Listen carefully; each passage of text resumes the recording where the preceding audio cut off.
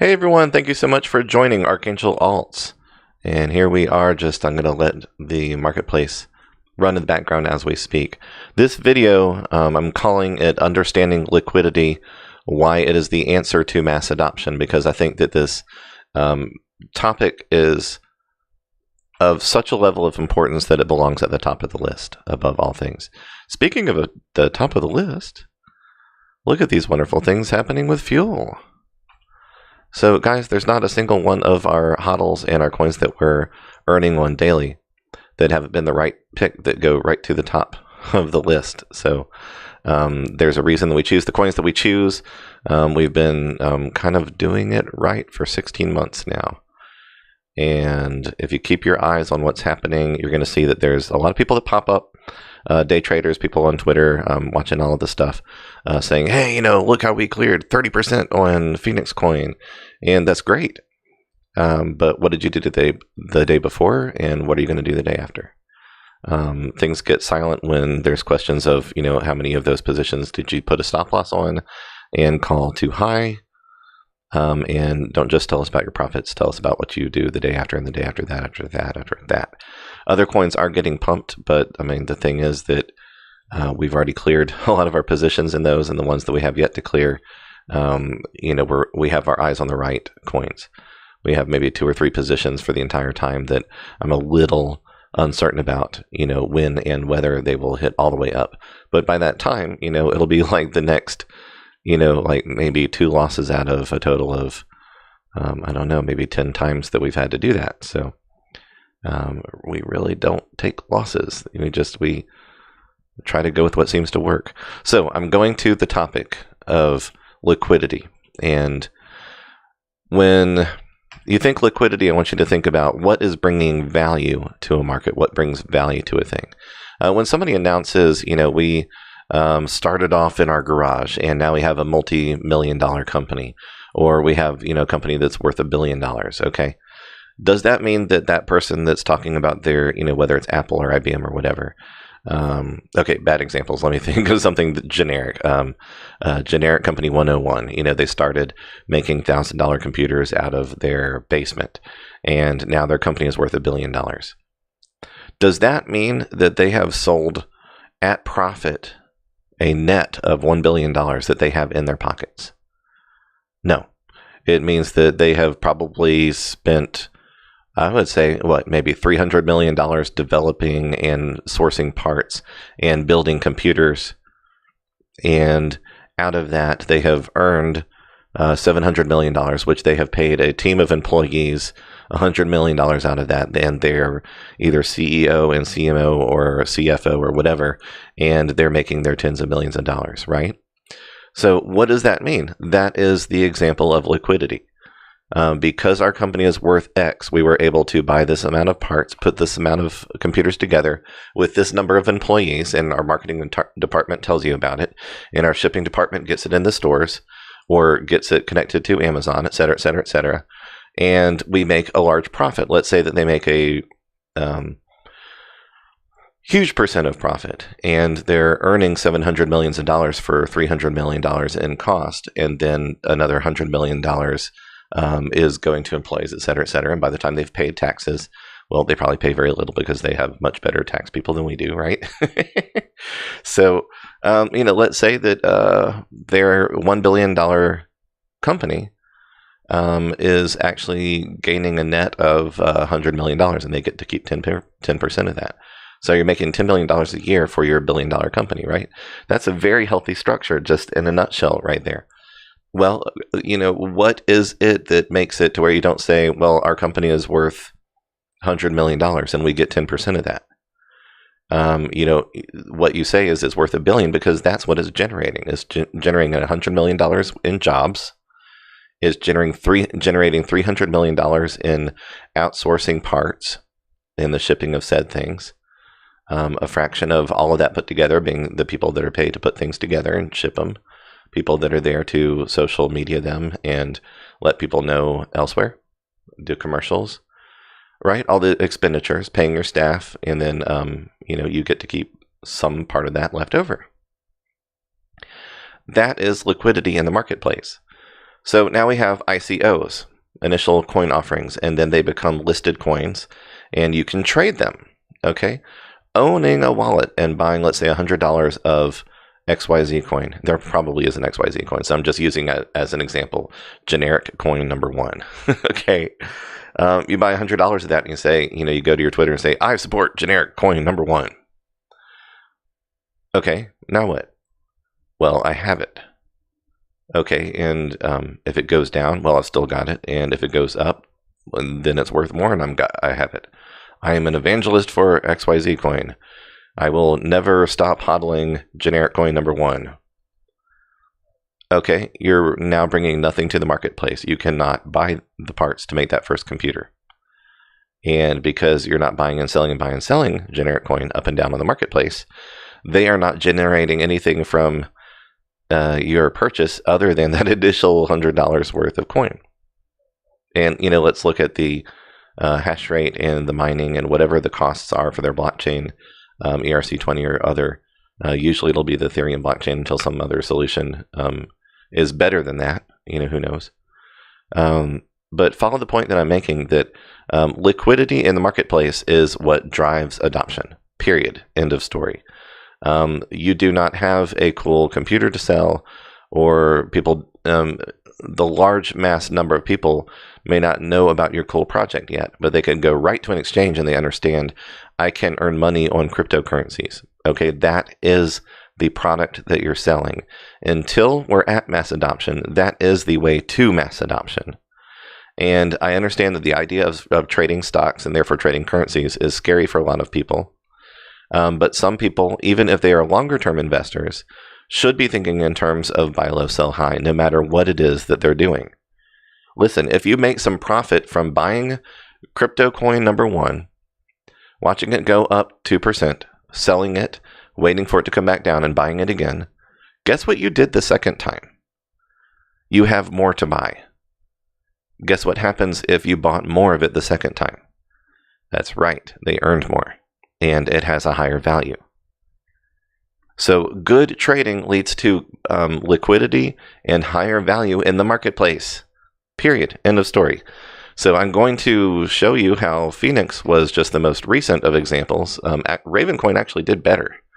But all eyes have been on Phoenix, and we've been so proud of our little Phoenix for flying up. All the way up here. So we saw 222 all the way up to 400. So anybody that got in here and stayed in until around here, got 10, 20, 30%. That's excellent. What we did was we watched along the way. We took very safe places. We cleared positions we already had. We cleared lots of new ones. And I've just measured, the way that I always do. I'm pretty sure that we did better than if we just chose a current trade size and we just went in and out. We probably did better than earning, one big position's worth. But the important thing is that we're finding ways to earn all along the way. And once it is safe to re-enter again, we'll probably do the same thing with that and Ravencoin. But, we're talking about the topic of mass adoption, and it is incredibly important. There's not a lot of topics that are more important, okay? So look at our 9,280 Bitcoins worth of 24-hour volume, okay? That means that let's just think of, how does liquidity add value to the cryptocurrency marketplace? Well, would you say that Binance, whether you like them or not, they're getting hit in the news by people that are the most uneducated presenters of them all? They just really, I'm sorry, but they don't know anything about cryptocurrency or global economics. And therefore, their fundamental analysis, their technical analysis, and all of their videos that they're putting on YouTube, they just don't know anything about anything. So their analysis of things that they have a gripe about Binance, they're actually making a point for Binance. They are where they are. And, I don't know them personally. I hope that they never come out as being a scam. But the basis for people having some bad things to say about them are so incredibly baseless. They do not know what they're saying.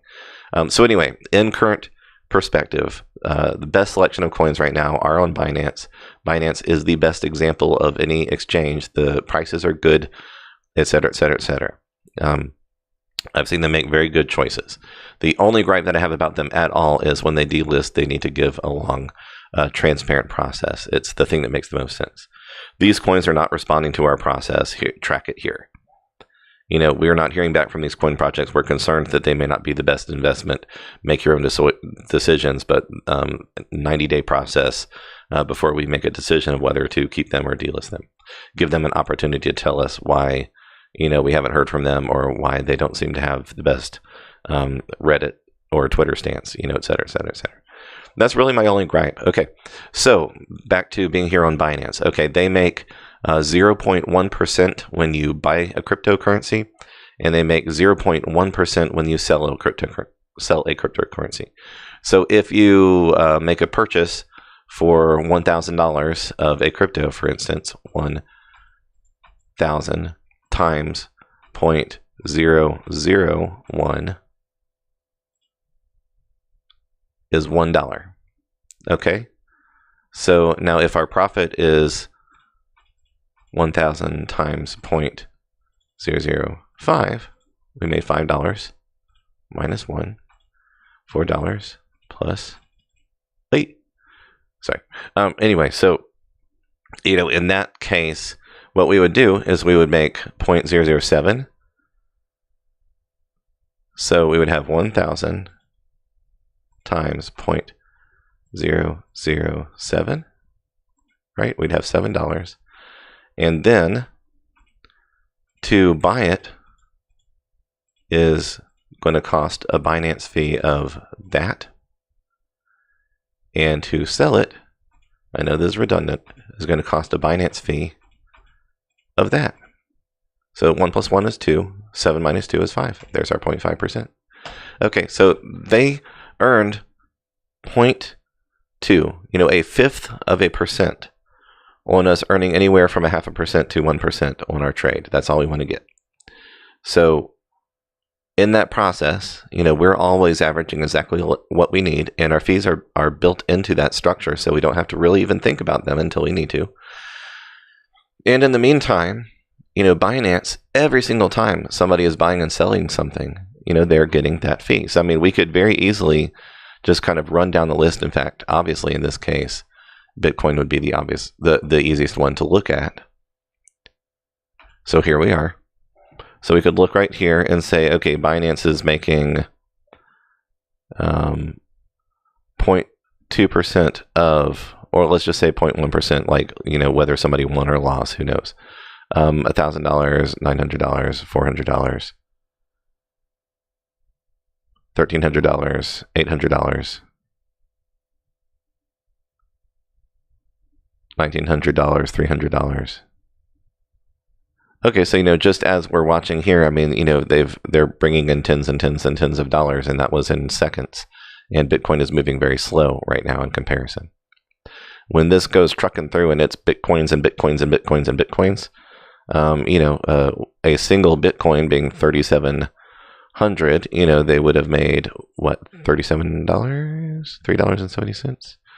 Terrible at flyby math. Better get this one right. So $3,700 is going to be 370 times 0.00. Let's just put the buy and sell in there. Yeah, so they would make 370 going and coming. Okay, so when $1 million goes by, they're making 0.2% of that for providing the service. Okay, so that is adding value to the cryptocurrency industry. You could go and buy a coin and load it onto Binance with a small fee, then that's paying for the transaction. And they don't charge you for your deposits. They will charge a small fee for the withdrawal. And so you only do it when you reach certain goals, period, end of story. But they're making their money. So when you buy your coins, you might be buying it on Coinbase or Gemini, like most people. There's other options, but they get smaller and smaller. That one of the smallest areas of the industry are people be able to make the handshakes with government intimidated banks. It's not necessarily the bank's fault for their difficulty in the process, but they will always flag anything crypto as fraudulent activity until you call them and say, no, I was just on a legitimate site trying to buy crypto. And they say, oh, okay, but it's that crazy crypto stuff. It's not real money. So we're going to do this transaction to pretend like we're doing money, but it's not really.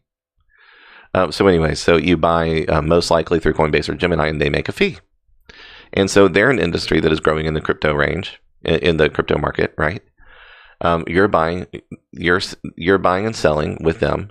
You're in the marketplace. You come here and you're trading one coin for another, and you're in the marketplace. Everybody is making something off of all of that activity.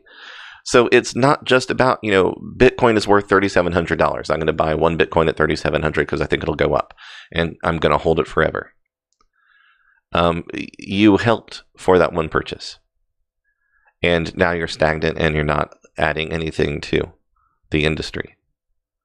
Your local company, Target, Walmart, or your local mom and pop, or farmers market, or Whole Foods, Whole Foods, whatever, where you go to buy produce. They like it if you're just coming into town and then drop by and you buy a thing of orange juice there. They're happy to have you. But what they really want is the local repeat customers. They want to know that they can rely on you coming back and adding value to them over and over and over and over and over and over again. Either they stay in business or they grow. If that part doesn't work, then they'll eventually go out of business. Coins work the same way.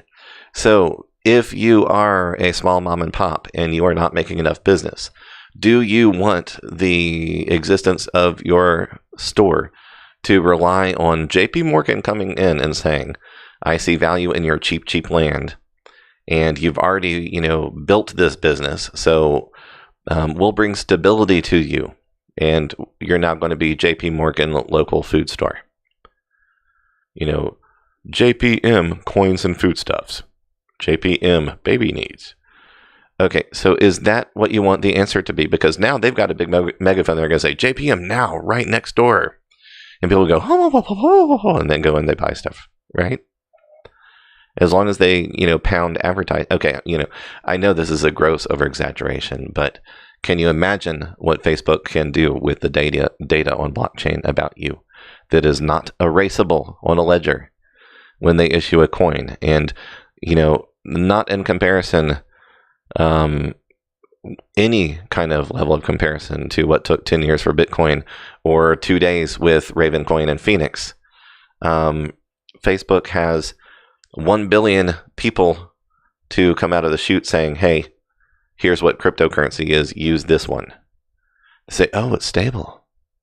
Oh, so I can use this instead of money. And then it's already ready to use with things inside the Facebook market. Boom, boom, boom, boom, boom. What do you think Facebook is after? They're after data and liquidity.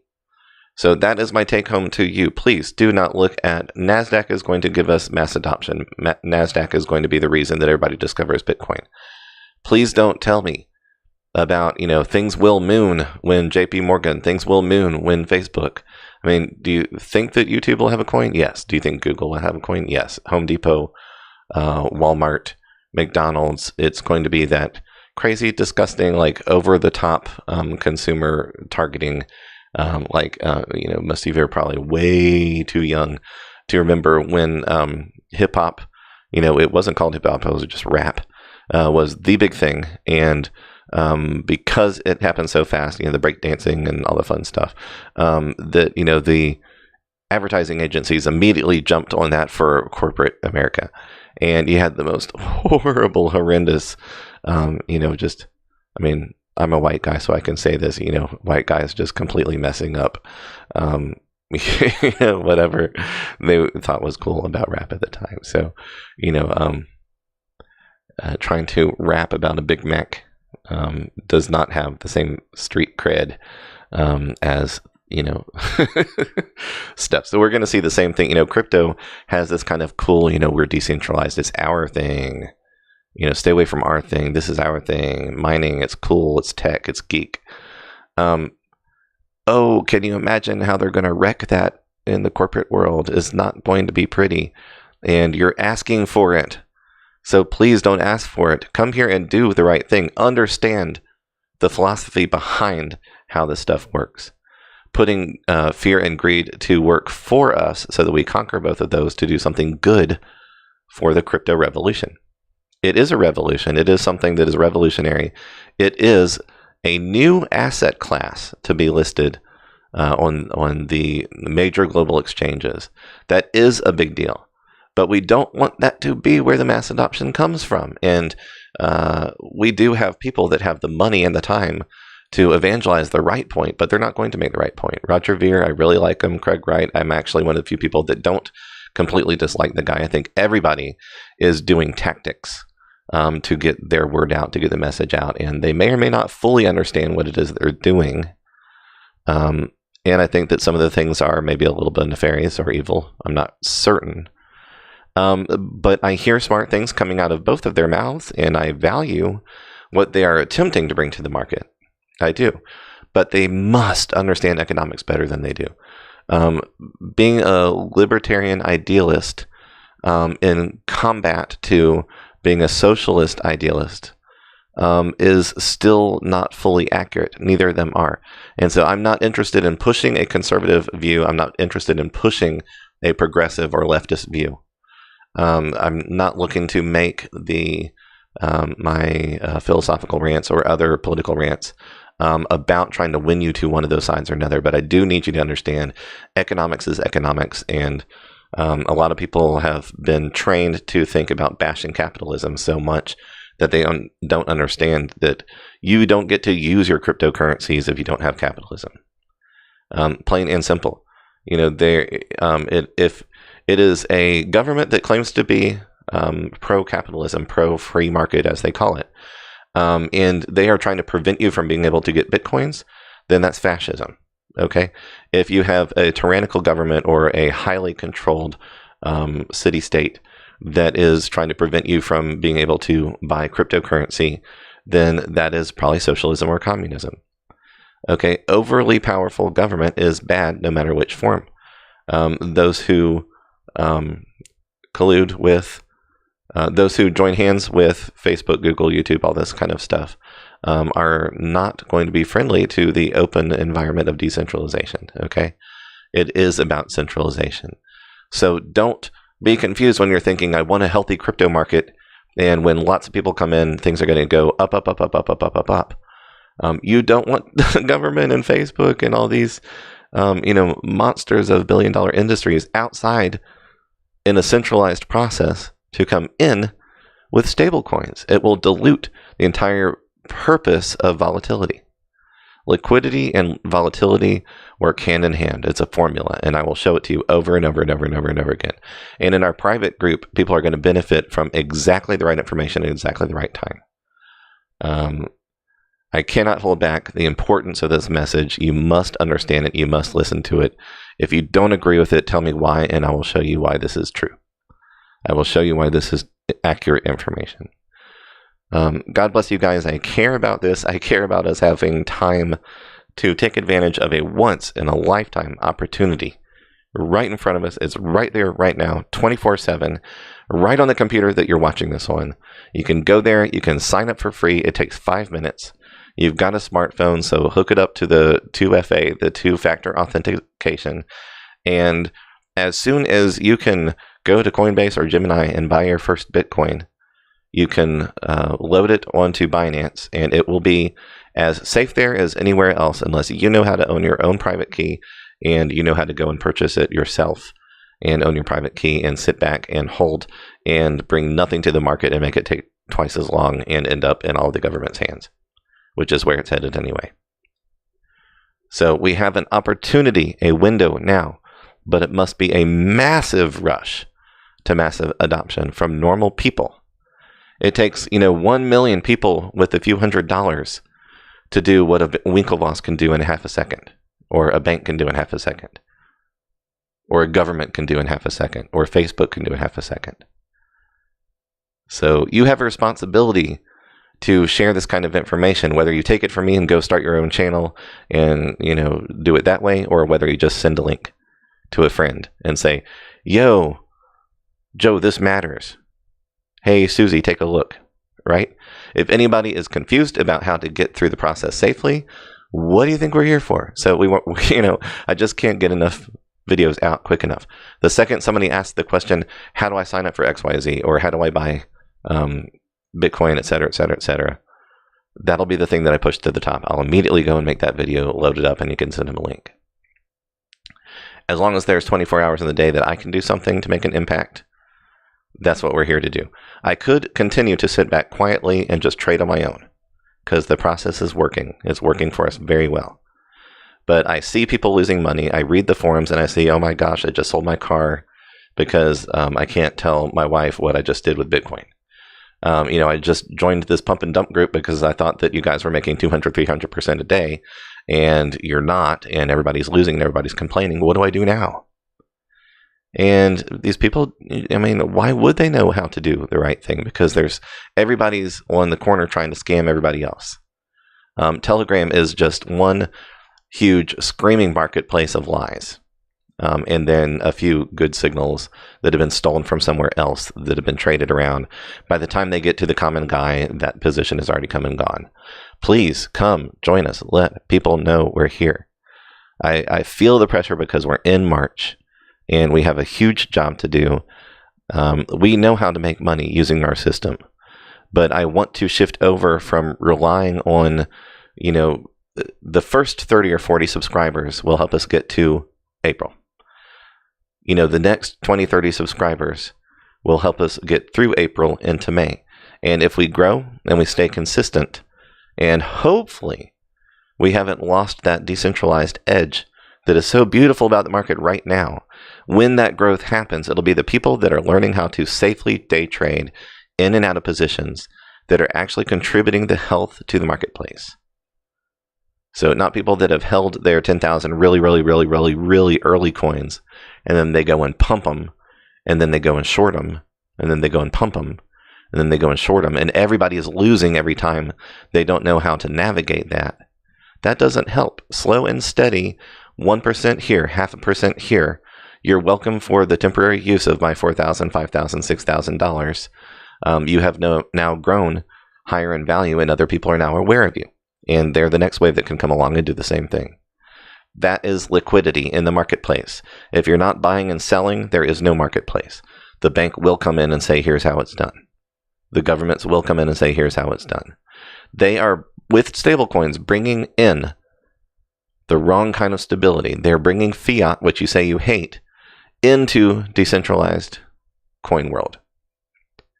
So you need to have a heads up. You need your eyes open. You need to come learn how to trade and add the real value to the coins. And then when you're putting out videos and you're putting out Twitter comments and you're telling your friends about this stuff, you're giving them information that will actually help make a healthier marketplace. Healthy volatility, not the scary kind that's always 60% down. Okay? We see a little bit of a correction happening, but it's only temporary. And it's happening because there's not enough volume in the marketplace on the Bitcoin side of things. Okay, I'm going to cut this short. I don't want to bore anybody, but I want to make sure that I've driven home the point. So please, please, please become a part of the solution. Let's get involved. Let's get more active with each other and the information. Let's get the bigger megaphone out and take advantage of, we do not want to look back on this time and say, man, yeah, that was the right thing to do. Seen too many of those times, those kind of things happen in my lifetime. I'm not going to let this be one of those. All right. God bless you guys. And for now, Archangel Alts out.